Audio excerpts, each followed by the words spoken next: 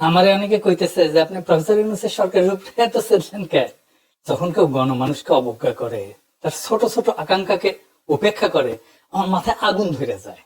আমরা তো এটা আশা করি নাই যে প্রফেসর ইউনূসের সরকার দেশকে সোনায় মুড়াই দেবে, সে কথা বলিও নাই, তারা সেটা পারিবেও না। আমরা চাইছিলাম যে ইন্ডিয়ার প্রত্যক্ষ সমর্থনে আমরা ফ্যাসিবাদে পিষ্ট হয়েছি, সেই ইন্ডিয়া ঘৃণিত পতিত ফ্যাসিস্ট আর তার দলবলকে আশ্রয় দিছে, সেই রাষ্ট্রকে, ভারত রাষ্ট্রকে বুঝায় দেওয়া কামটা তোমরা ভালো করো নাই। এটা জাতীয় মর্যাদার প্রশ্ন। প্রত্যেক দিন পুশিং করতেছে ইন্ডিয়া। দেখেন কয়দিন পর পর কি পরিমাণে পুশিং হইতেছে বাংলাদেশে। আর মোদির ফুয়া, বিএনপি রিকমেন্ডেশনে হওয়া আমাদের পররাষ্ট্র উপদেষ্টা শ্রী শ্রী তৌহিদ আনন্দ প্রভুপাদ পাকিস্তান হইলে পৌরুষ জায়গা ওঠে, আর ইন্ডিয়ার পুশিনে নেতায় যায়। আমাদের স্বরাষ্ট্র উপদেষ্টা কয় এটা ইন্ডিয়ার উস্কানি না, মানে ওই বাংলাদেশের উপদেষ্টা না ইন্ডিয়ার উপদেষ্টা, এটাই প্রশ্ন। হাসিনার আমলে কেন পুশিন হয় না? আর কেন হাসিনা ক্ষমতা থেকে চলে গেলে পুশিন শুরু করে ইন্ডিয়া? ইন্ডিয়া দেখেন বাংলাদেশ থেকে পণ্য আমদানিতে নিষেধাজ্ঞা দিচ্ছে। ওই মাসে, যে মাসে নিষেধাজ্ঞা দিচ্ছে, ওই মাসে প্রায় 18% আমদানি বাড়াইছে বাংলাদেশ। দেখেন, এমনকি এই বছর মে মাসে এসেও বিবিসি রিপোর্ট করতেছে ইন্ডিয়া থেকে পণ্য আমদানি কমে নাই, বাড়ছে। শুধু তাই না, ইন্ডিয়া থেকে চাল আমদানি করবে সরকার, চুক্তি ফুক্তিও করে ফেলেছে।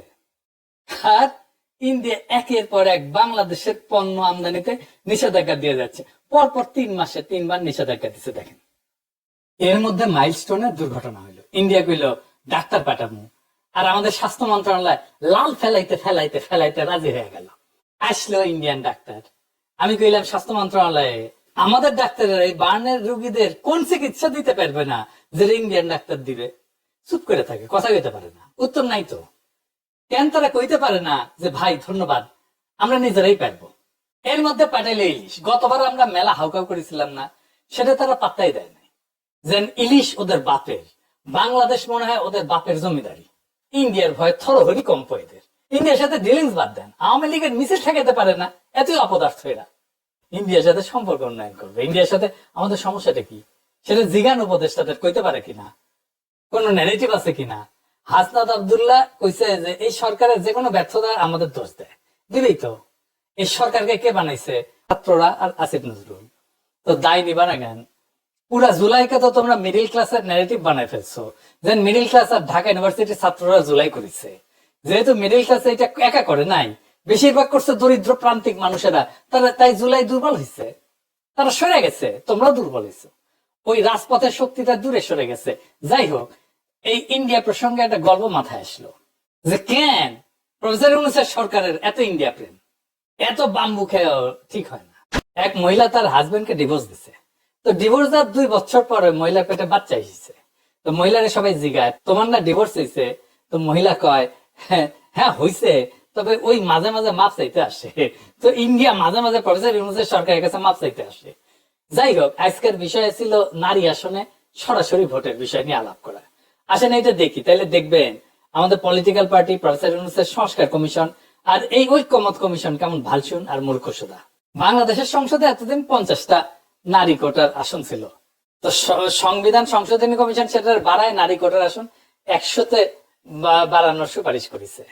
এর উপরে এনসিপি আবার দাবি করেছে 100টা নারী কোটা আসনে নির্বাচন সরাসরি ভোটে হওয়া উচিত, মানে মরার উপরে খাড়ার খা। আসেন আসলে নারী কোটা আসনে সরাসরি ভোট এটা একটু বুঝে দেখি। প্রথমত আসি নারীদের জন্য আলাদা কোটা নিয়ে। এটা একটা গোত্র বা গোষ্ঠীর আলাদা রিপ্রেজেন্টেশন কখন দরকার হয়? পৃথিবীর ইতিহাসে কি এমন নজির আছে সে আলাদা রিপ্রেজেন্টেশন দিয়া সে গোত্র করে কি? খায় না মাথায় দেয়? তারা তাদের কোন পলিটিক্যাল এজেন্ডা বাস্তবায়ন করে? এইসব কি এনসিপি ওরা জানে বা সংবিধান কমিশনের ওরা বুঝে? 2টা গোত্রের আলাদা রিপ্রেজেন্টেশনের সবচেয়ে বড় উদাহরণ আমাদের উপমহাদেশে আছে। ঐতিহাসিক বিভিন্ন সংঘাতের কারণে ব্রিটিশ ভারতের মুসলমানরা অনুভব করে যে সংখ্যাগরিষ্ঠ হিন্দুদের সাথে তাদের স্বার্থ এক না, বরং উল্টা। স্যার সৈয়দ আহমেদ খান বিভিন্ন ঘটনা ব্রিটিশ ভারতে হিন্দুদের হরেক রকমের এজিটেশন দেখা এই ব্যাপারে লেখালেখি করে যান। ভারতবর্ষের মুসলমান নেতাদের মধ্যে যে ঘটনার ফলে এই উপলব্ধি সবচেয়ে গভীরভাবে প্রভাব ফেলে সেটা হইল 1905 সালে বঙ্গভঙ্গ। এর বিপরীতে হিন্দুদের অ্যাগ্রেসিভ রিয়াকশন দেখে আগুন জ্বালিয়ে দিয়েছিল সারা বাংলায়। এর ফলে 1906 সালের ডিসেম্বর মাসে মুসলিম লীগের রাজনৈতিক আবির্ভাব ঘটে। মুসলিম লীগ গঠনের আগে 1906 সালের অক্টোবর মাসে ভারতবর্ষের 35 জন গণ্যমান্য মুসলমান নেতা প্রিন্স আগা খানের নেতৃত্বে সিমলাতে ভাইসরয় লর্ড মিন্টোর সাথে দেখা করতে যান। সিমলায় ভাইসরয়ের প্রাসাদ ভাইস রিগাল প্যালেসে এই মিটিংটা অনুষ্ঠিত হয়।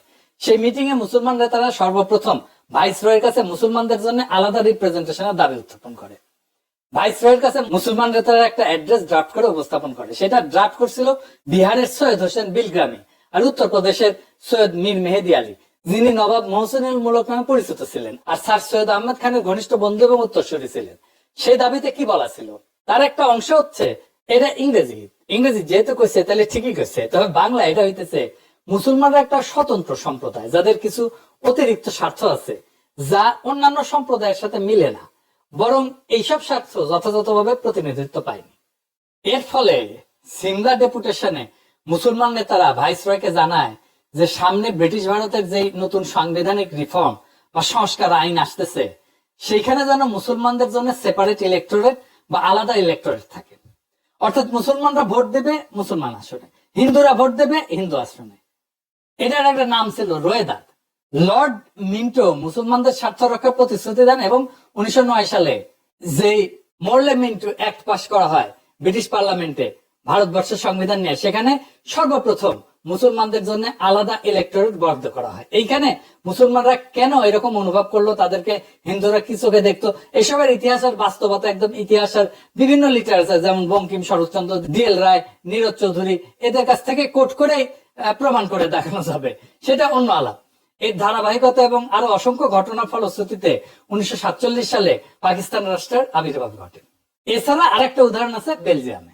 বেলজিয়ামে দুইটা গোত্র আছে, ওয়ালুন যারা ফরাসি ভাষায় কথা বলে, আর একটা হচ্ছে ফ্লেমিশ বা যারা ডাচ বা ওলদান ভাষায় কথা বলে। ফেডারেল পার্লামেন্টে এই দুই গোত্রের রিপ্রেজেন্টেশন সেপারেট, তাদের আলাদা আলাদা সিট মানে সেপারেট ইলেকটোরেট। এছাড়া এদের নিজস্ব আলাদা পার্লামেন্টও আছে, মানে খালি ওয়ালুনদের জন্য পার্লামেন্ট আর খালি ফ্লেমিশদের জন্য পার্লামেন্ট। তাইলে এতক্ষণ ধরে যা বুঝলাম আমরা, সেটার মর্মার্থ হচ্ছে একটা গোত্র বা গোষ্ঠী তখনই নিজেদের জন্য আলাদা সেপারেট ইলেকটোরেট অথবা রিপ্রেজেন্টেশন দাবি করে যখন তারা অনুভব করে যে তাদের স্বার্থ অন্য গোত্র সংরক্ষণ করবে না। তারা অন্য গোত্রের মানুষকে বিশ্বাস করে না এবং অন্য গোত্রের মানুষ যা করবে যে সেটা তাদের স্বার্থের ঠিক বিপরীত হবে।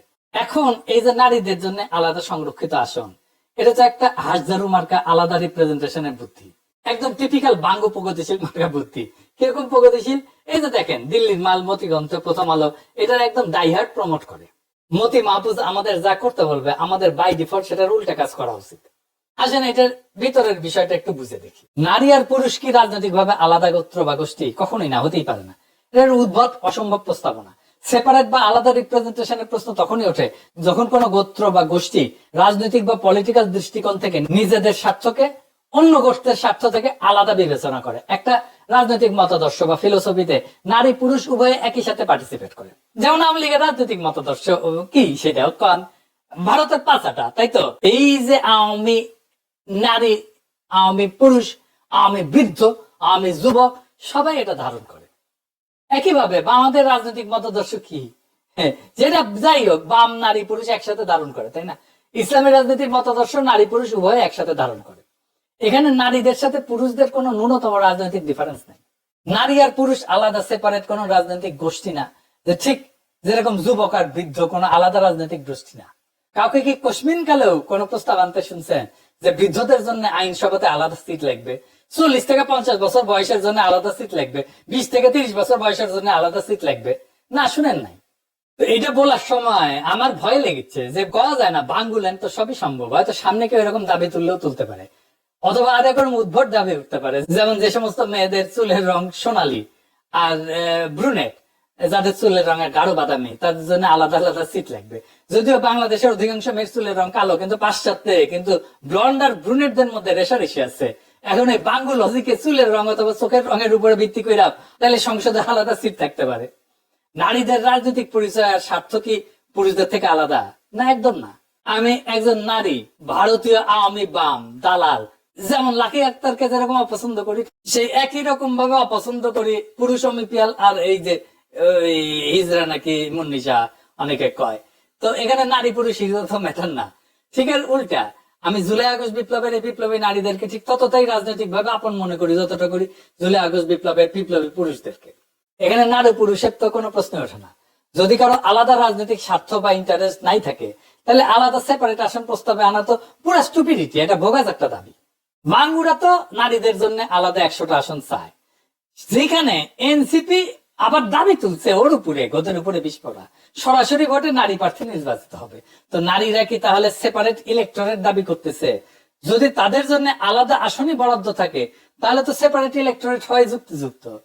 এসব আবালদের যদি এই প্রশ্ন করেন, দেখবেন মাথা চলকাইতেছে, কারণ তারা বুঝেই না তাদের দাবির মানে কি। আন্দাজে কয়েকটা টান শব্দ শুনে অল্প বুঝে বা না বুঝে সেটা নিয়ে লাফানো শুরু করে। ব্রিটিশ ভারতে মুসলিম আর হিন্দুদের মধ্যে যখন সেপারেট ইলেক্টরেট হয়, তখন সেটা ছিল মুসলমানদের জন্য আলাদা আসন, যেখানে মুসলমানরা তাদের প্রার্থী নির্বাচন করবে, আর হিন্দুরা হিন্দুদের জন্য আলাদা আসন, যেখানে হিন্দুরা তাদের নিজের প্রার্থী নির্বাচন করবে। বেলজিয়ামে ওয়ালুন আর ফ্লেমিশদের একই সিস্টেম। তো নারীরা যেহেতু আলাদা 100টা আসন চায়, সেখানে কি খালি নারী ভোটাররাই ভোট দিবে? মানে নারী এমপিদের কি খালি নারী ভোটাররাই নির্বাচিত করবে? যদি এর উত্তর চান, দেখবেন যে মাথা চুলকাতেছে।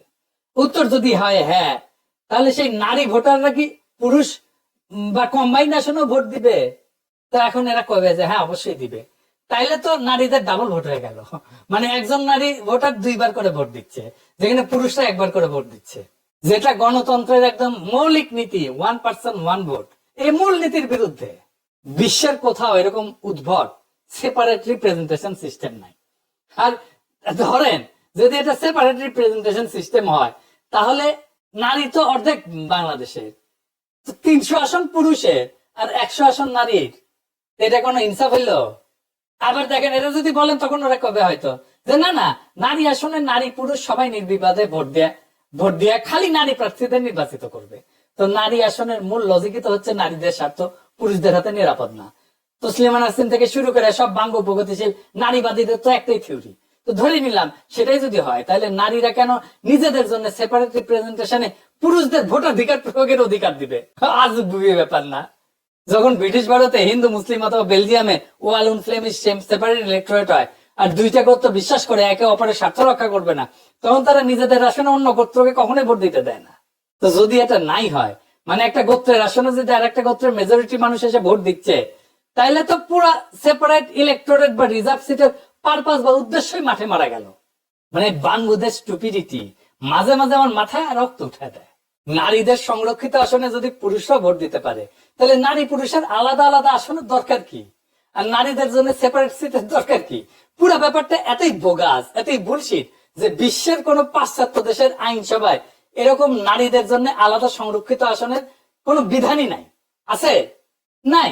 জি আর ঠিকই শুনেছেন, পাশ্চাত্যে কোন দেশে নারীদের জন্য কোন আলাদা নারী কোটার আসন নাই। পাশ্চাত্যরা তো নিজেদের নারী স্বাধীনতা, নারী ক্ষমতায়নের সূতিকাগার বলে মনে করে, বাঙ্গ প্রগতিশীলরা তাই বলে। সেই পাশ্চাত্য জগতে 20 শতাব্দীতে নারীরা প্রথম ভোটাধিকার পায়। সেটা পাওয়ার পর থেকে আজ পর্যন্ত একটা পশ্চিমা দেশ, জাপান, কোরিয়া, কোথাও এই নারীদের জন্য আইনসভায় কোটা নাই। তাদের ইতিহাসে কখনোই ছিল না।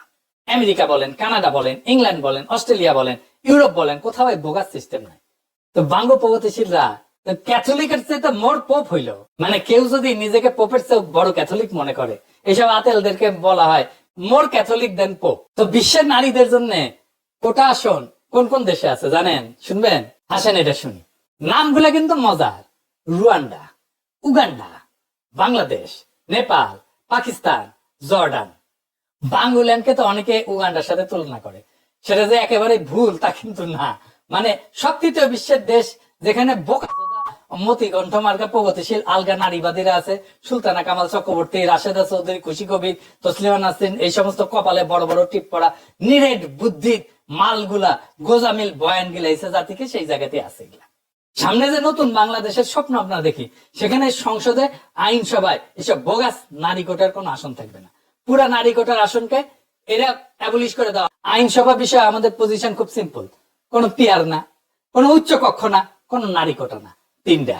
তো ফাইনালি যেটা আবার আগের কথায় ফিরে আসি, ওই যে কইছিলাম যে আমাদের জাতীয় মর্যাদা ওইটা বিক্রি হবে না, এটা আমাদের শহীদের রক্তে কেনা।